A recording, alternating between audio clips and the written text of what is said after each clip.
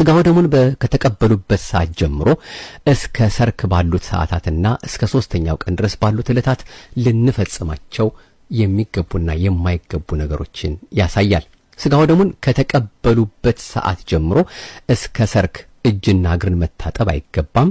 በዚህ ጉዳይ ጠየቁን ጠያቂ ያሉና ምላሹ እዚህ ላይ ነው ያለው። እንግዲህ እጅና እግርን መታጠብ አይገባም እስከ ማታ ማለት ነው። እንግዲህ ሰርክ ከልብስ መራቆት ወይም እርቃን መሆን አይገባም። ምክንያቱም ስጋው ደሙን መለኮት ተለየው ያሰኝብናልና። መንበርከክና ስግደትም አይገባም፣ ምክንያቱም ድካም ያስከትላልና። አንድም በስጋው ደሙ ድካም አለበት ያሰኛልና፣ አንድም ወዝ ይነጥባልና፣ አንድም መንግሥተ ሰማያትን በትሩፋታችን በድካማችን አገኘን ያሰኝብናልና ነው። አንድም ስጋው ደግሞ የመንግሥተ ሰማያት ምሳሌ ነው። ስለዚህ በመንግሥተ ሰማያት ድካም አለ ያሰኛልና ነው መንበርከክና ስግደት የማይገባው። ከተቀበሉ በኋላም ምራቅ መጥፋት አይገባም። ለወጣንያን ከተቀበሉበት ሰዓት ጀምሮ ለ24 ሰዓታት፣ ለፍጹማን ደግሞ እስከ ተቻላቸው ድረስ ምራቅ ከመጥፋት መከልከል አለባቸው።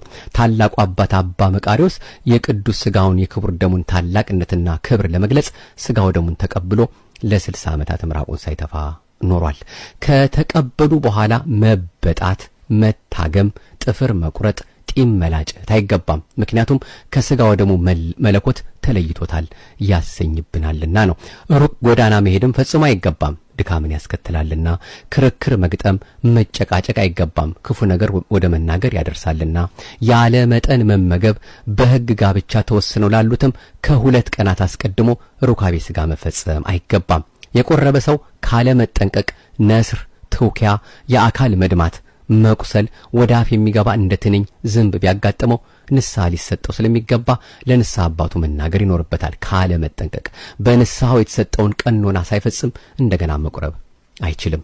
አንዳንድ ሰዎች ከተቀበሉ በኋላ እህል ሳይቀምሱ መነጋገር ወይም ተሰጦ መቀበል አይቻልም የሚል ልማዳዊ አነጋገር ሲናገሩ ይደመጣል። ይህ ፈጽሞ ስህተት ነው። በመሰረቱ ስጋው ደሙን በተቀበሉበት ሰዓት ብቻ ሳይሆን ዘወትርም በቤተ ክርስቲያን ውስጥ ተሰጦን ከመቀበል ቃለ እግዚአብሔርን ከመነጋገር በቀር ሌላ ነገር መጫወት እንደማይገባ የቤተ ክርስቲያን የሥርዓት መጽሐፍ ያዛል። የሚፈልጉት ነገር ቢኖር እንኳ በእጅ ጥቅሻ ማመላከት እንጂ ድምፅ አሰምቶ መነጋገሩ አግባብ አይደለም። ማንም በቤተ ክርስቲያን ውስጥ ፈጽሞ አይናገር። ቤተ ክርስቲያን የነገር ቦታ አይደለምና ከፍርሃት ጋር የጸሎት ቦታ ነው እንጂ በቤተ ክርስቲያን የሚናገር ሰው ይውጣ። በዚያን ጊዜ ስጋውና ደሙን አይቀበል። ወንዶችና ሴቶች ምእመናንም በጸሎት ጊዜና በቁርባን ጊዜ በእግራቸው መቆም ይገባቸዋል። ባለፈው እያመሰገኑ ለሚመጣው ስርየትን እየለመኑ በቤተ ክርስቲያን ውስጥ ሌላ ነገር ከመናገር ይጠበቁ። በቅዳሴ ጊዜ የሚስቅ የሚሳለቅ ቢኖር ካህን ቢሆን ተቀብሎ ወጥቶ አንድ ሱባኤ ይቀጣ፣ ይጹም፣ ይስገድ። ሕዝባዊ ቢሆን ሳይቀበል ያን ጊዜ ፈጥኖ ይውጣ ይላል። ከዚህ ውጭ ግን የተቀበሉ ሰዎች ተሰጦ እንዳይቀበሉ ወደ ውጭ ሲወጡም አፋቸውን ካደፉ በኋላ ከሰው ጋር እንዳይነጋገሩ የሚከለክል መጽሐፍ የለም። በሌላ በኩልም ከተቀበሉ በኋላ በእጅ መጨባበጥ፣ በትከሻ በመሳሳም ሰላምታ መለዋወጥና ከሌሎች ጋር በአንድ ማዕድ ተቀምጦ መመገብን የሚከለክል ሥርዓት የለም። የቆረበ ሰው የቀረበለትን ማስተረፍ የለበትም። ጨርሶ መብላት፣ ጨርሶ መጠጣት አለበት እያሉ ማስጨነቅም ተገቢ አይደለም። ይህም አብዝቶ ሳይሆን መጥኖ ይብላ የሚለውን ሥርዓትና ትእዛዝ መጋፋት ነው። እርሱ በበላበት ሌላ አይብላ አይጠጣ የሚሉትና የመሳሰሉትም ሁሉ በዚህ መልኩ የሚታዩ ናቸው። አንዳንዶች ስጋው ደሙን ከተቀበሉ በኋላ ብቻቸውን ወደ ቤታቸው ሲመለሱ የተለየ ችግር ሊገጥመን ይችላል ብለው ስለሚያስቡ ይህም ባለፈው አይተነዋል፣ የሚጠብቃቸው ሰው እንዲከተላቸው ይፈልጋሉ። ለአክብሮተ ስጋው ደግሞ ሰው ማስከተል የማያስነቅፍ ቢሆንም ክፉ ነገር እንዳይገጥመን በሚል የፍርሃት ስሜት የሚጠብቅ ሰው ማስከተሉ ግን ፍጹም ስህተት ነው።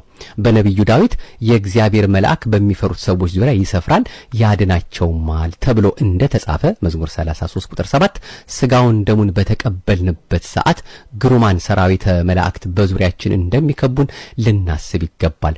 የነቢዩ ኤልሳ ረድ የሶርያ ንጉሥ የሰደዳቸውን ጭፍሮች በማየቱ በፍርሃት ተሸብሮ ነበር። ሁለተኛ ነገሥት ምዕራፍ 10 ቁጥር 16። ነገር ግን በዙሪያው ያሉትን እንዲያይ ውስጣዊ አይኖቹ ሲገለጡለትና እሳታውያን መላእክት የሚጠብቁት መሆኑን ሲመለከት ፍርሃቱ ርቆለታል። እኛም ውስጣዊ አይኖቻችን ቢገለጡልን በእኛ ዘንድ ቁጥራቸው ታላቅ የሆኑ ሰራዊተ መላእክት መኖራቸውን እናስተውል ነበር። ሰዎች እንዲጠብቁን ማስከተሉ ከእምነት ማነስ የመጣ ልማድ እንጂ የቤተ ክርስቲያን ሥርዓት አይደለም።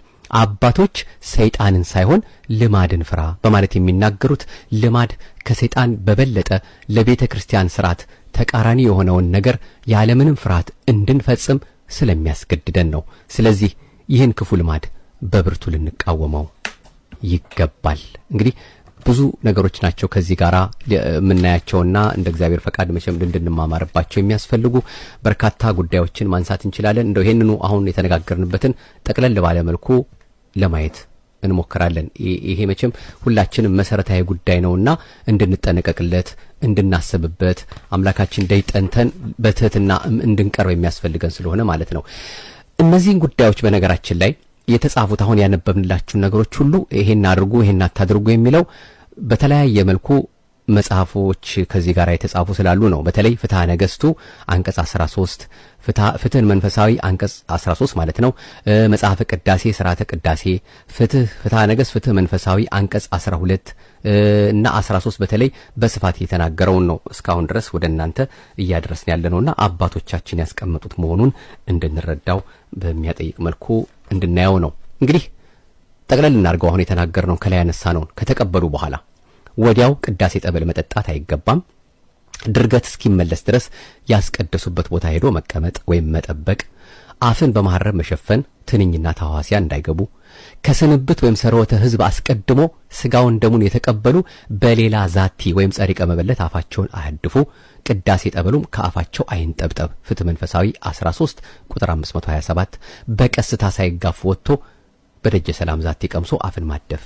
ከቆረቡ በኋላ የሚለውን ደግሞ ነፍስ የተለየው መለኮት የተዋሃደው ስጋ አምላክ ነው የተቀበልነውና ምድራዊ ህብስት አይደለ ከሰማያ ሰማያት የወረደ ስለሆነ አንደኛ ብዙ ማውራት አይገባም፣ ሁለተኛ ጸብና ክርክር ካለበት ቦታ መሄድ አይገባም፣ ሶስተኛ ወደ ፍርድ ቤት መሄድ መሟገት አይገባም፣ አራተኛ አብዝቶ መመገብ ወይም መጠጣት አይገባም፣ አራተኛ ዘፈን፣ ጫጫታ፣ መዝናኛ ወዳለበት ስፍራ መጫወት መሄድ አይገባም፣ ከሌላው ከልብስ መራቆት አይገባም፣ ቢቻል የቆረቡበትን ልብስ እንደለበሱ መዋል፣ ጥፍርን መቁረጥ፣ ምራቅን እንትፍ ማለት፣ ጸጉርን መላጨት አይገባም፣ በውሃ ልብስን ማጠብ፣ ሰውነትን መታጠብ አይገባም፣ ብዙ መንገድ መሄድ፣ ብዙ ስራ ለመስራት ራስን ማዘጋጀትም አይገባም፣ በተለያዩ መዝናኛ ቦታዎች ሁሉ መሄድ አያስፈልግም አይገባም።